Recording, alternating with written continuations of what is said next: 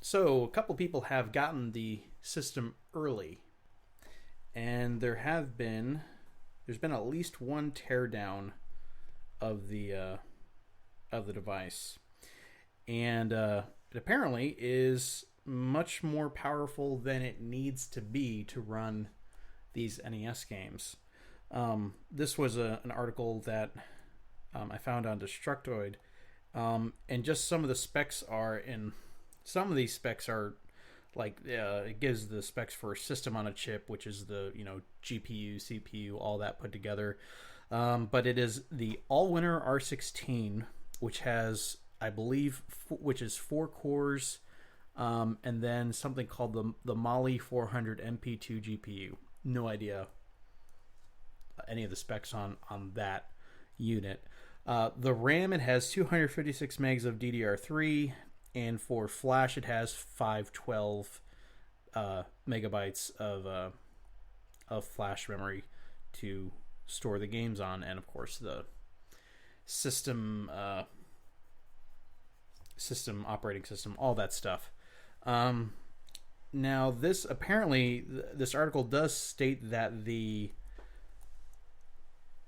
specs for this are much more than the original NES, and of course they I think PC Magazine are the ones that did the teardown, and they said that it was to, number one, actually push out the system to display in HD, and secondly, to support the 3 different screen filters that you can do, which I imagine is probably only going to be going into the blurry CRT scan lines.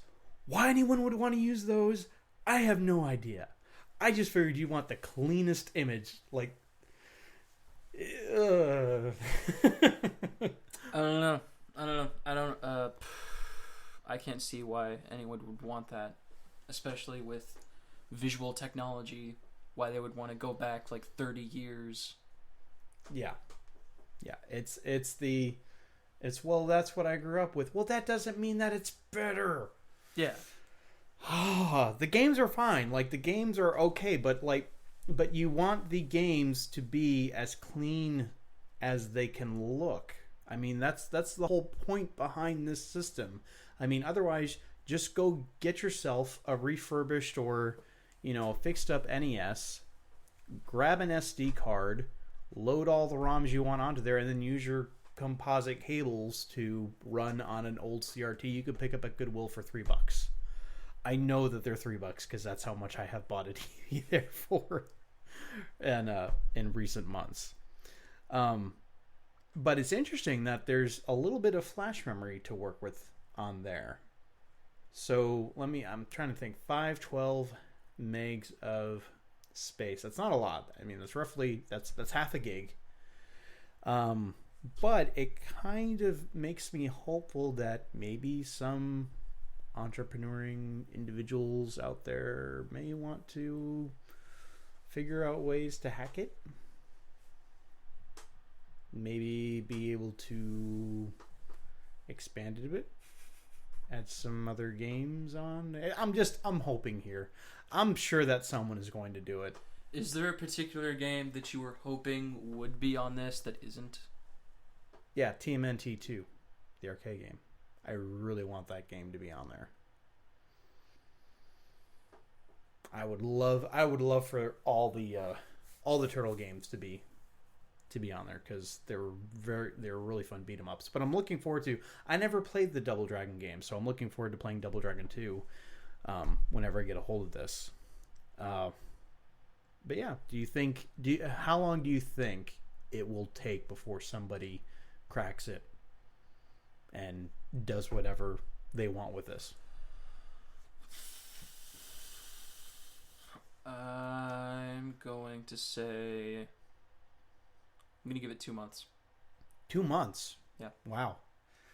I was going to say 6 months to a year, but with the rate that it is selling, to the point where it launched today and you can't find it, maybe you're right. Yeah. I imagine there's some super fanboy out there who's just like has all this memory. Cool. Guess what I'm doing? Just going back and getting all these classic games and gonna figure out how to put them on.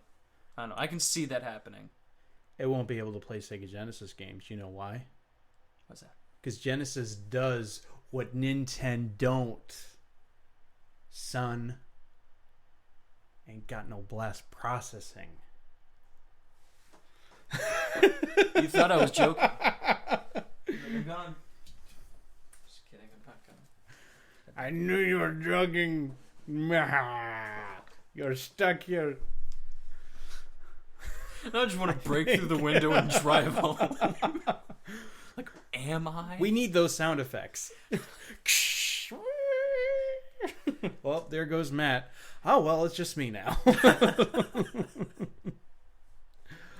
But yeah, someone please do that. Please just crack this thing wide open and figure out a way that we can put more games onto it.